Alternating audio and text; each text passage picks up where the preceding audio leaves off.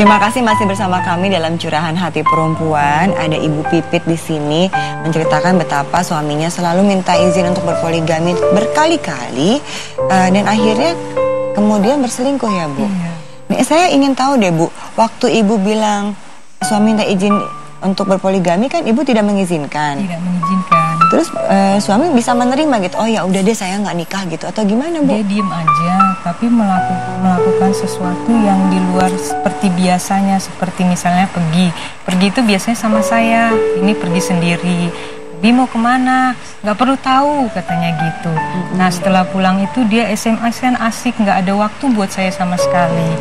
Jadi saya terbengong-bengong, kenapa harus kayak begini? Kok dulu enggak gitu? Itu setelah 6 tahun berjalan anak saya.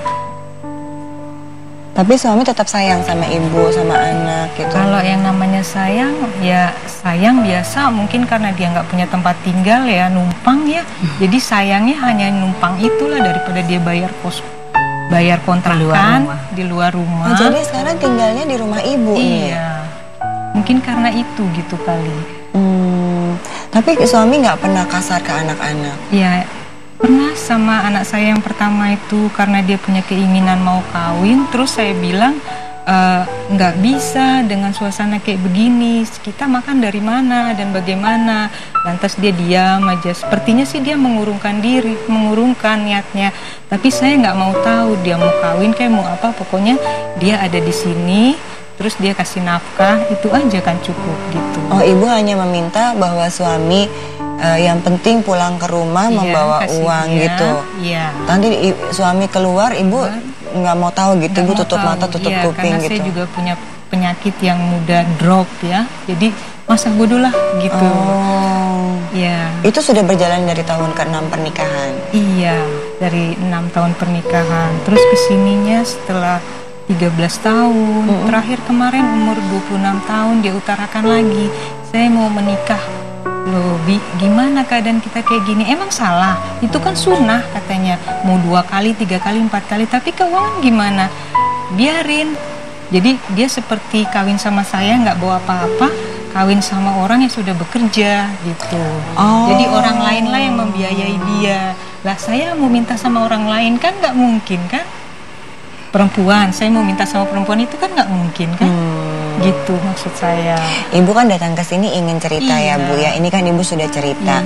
Ibu ada yang ingin disampaikan sama suami kah atau sama keluarga? Tadi kan ibu bilang karena kalau berpisah saya tuh sendiri ya ibu ya, katanya keluarga sama keluarga jauh gitu ya, karena waktu itu ibu menikah diambil sama suami.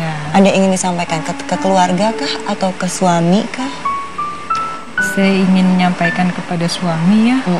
Ya saya berharap perhatikanlah anak-anak, walaupun bagaimana keadaannya, saya tetap ingin menjaga keluarga ini ya dengan tanggung jawab suami, kasih sayang suami seperti pada awalnya dahulu.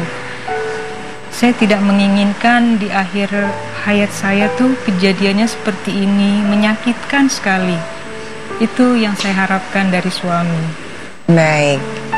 Mbak Vera nih kalau posisi suaminya seperti ini ya, masih bisa diajak ngobrol nggak sih Mbak? Bicara dengan baik-baik seperti apa yang ingin disampaikan sama seandainya dia mendengarkan betapa menyakitkan perasaan istrinya, perlakuan pasangan terhadap istri gitu loh ya. Tapi sayangnya saya khawatir Anda adalah kekasih yang nggak dianggap gitu loh. Dari awal karena yang dianggap oleh dia adalah finansialnya. Keluarga Anda memiliki lebih daripada dia secara finansial. Saat ini rasakan. Dia numpang sama orang tua Anda hidupnya dan bersama Anda. Duit mungkin dia akan pergi. Itu maksudnya.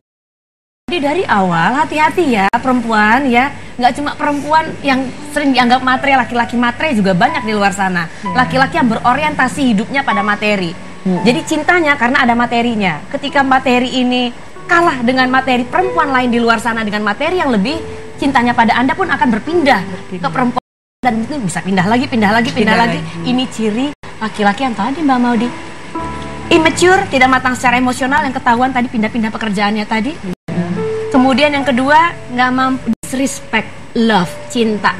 Dia nggak mampu menghargai cinta, nggak mampu melihat situasi-situasi bahwa kita itu pasti bang. kita mencintai satu sama lain. Jadi alasan dia untuk punya pasangan adalah biar hidupnya aman, damai, sentosa, secure secara ekonomi, secara finansial. Laki-laki kayak begini banyak, meski menyakitkan Bu, pikir lagi deh. Maaf untuk dikatakan begini. Ini berat Mbak. Ini Mbak Vera sudah berapi-api loh Bu menjelaskannya. Maaf sekali untuk mengatakan ini. Kalau emang ibu ingin suami balik lagi ke ibu gitu dengan kondisi bahwa ibu sudah mengerti bahwa suami hanya ingin memanfaatkan ini ibu. Aduh, saya minta maaf ya Bu ya. Turut prihatin ya Bu. Maaf ya Bu. Ini dikeluarkan aja Bu. Nggak apa-apa. Mbak Oki mungkin bisa sedikit menghibur Mbak Oki. Baik, ini pembahasan yang menarik karena kita membahas tentang poligami yang tidak ada habisnya. Di episode-episode sebelumnya kita juga sudah pernah membahas tentang poligami. Bagi sebagian orang, poligami itu sangat menyakitkan sekali. Itu terjadi kalau sang suami melakukannya secara tidak benar, kalau sang suami zolim, kalau suami tidak adil. Jadi kita berpikirannya, kenapa sih harus ada hukum tentang poligami? Kalau kita agak ubah paradigma kita ubah persepsi kita. Poligami itu adalah sebuah solusi dari permasalahan. Misalnya, silakan berpoligami kalau si istri sakit menahun, tidak bisa memberikan nafkah batin bertahun-tahun, sementara sang suami mungkin punya kebutuhan. Kalau misalnya sang suami mau poligami, silahkan saja. Kemudian yang kedua, mungkin tidak bisa memberi keturunan bertahun-tahun, sementara sang suami dan keluarga besarnya sangat ingin memiliki keturunan. Jadi itu harus ada alasan-alasan, solusi-solusi. Poligami adalah solusi dari sebuah permasalahan. Misalnya suami punya kebutuhan, mohon maaf, kebutuhan biologis yang sangat besar, yang tidak bisa dipenuhi mungkin oleh istri yang pertama. Jadi kalau kita lihat poligami dari kacamata yang positif, bisa dengan cara-cara yang seperti itu. Tapi kalaulah tadi dikatakan bahwa ekonominya sementara untuk yang pertama aja nggak cukup, menafkahin yang keduanya dengan cara seperti apa. Jadi kalau saya bilang untuk sekarang Bu, sebenarnya solusinya ada 3. Yang pertama adalah kalau misalnya suami minta izin kepada ibu untuk boleh nggak poligami, itu sebenarnya kalau menurut saya ada, saya nggak tahu tadi ya kalau ternyata suami numpang ya, mungkin ada respect di situ. Mudah-mudahan kalau berpikir positifnya seperti itu. Karena sebenarnya dalam Islam kalau suami mau poligami nggak ada izin istri pertama, tetap pernikahan itu sah secara agama. Kemudian yang kedua, ibu bisa memilih untuk mengakhiri. Tadi kata Mbak Vera, silahkan dipikir-pikir dulu. Atau yang ketiga, ibu bisa bersabar. Inilah yang sebaik-baiknya, bersabar tapi ada usaha. Dengan catatan suami mau berubah nih kira-kira. Jadi Bu, dibanding suami, kan kata ibu suami selingkuh kan Bu? Selingkuh dengan perempuan lain, khawatirnya dia tidak hanya menzolimi ibu, tapi menzolimi dirinya sendiri karena dia melakukan perbuatan yang dilarang oleh agama. Jadi ibu pikir-pikir antara 3 opsi itu, poligami, bercerai, atau bersabar. Seperti itu. Buat keluarga saya mau memilih bersabar. Alhamdulillah. Karena Bu, sepanjang orang hidup masih ada potensi untuk bisa berubah, masih ada potensi untuk bisa jadi lebih baik. Ibu sabar, ibu kencangkan doa, ada waktu yang tepat ibu komunikasikan baik-baik dengan suami. Insya Allah langgeng, insya Allah. Saya sayang sama anak-anak. Alhamdulillah. Dia sering berteriak, ayah, ayah. Kalau seandainya pisah, dia mau cari ayah di mana? Ya. Silakan Ibu istiqomah. Saya kagum sama Ibu Pipit ya.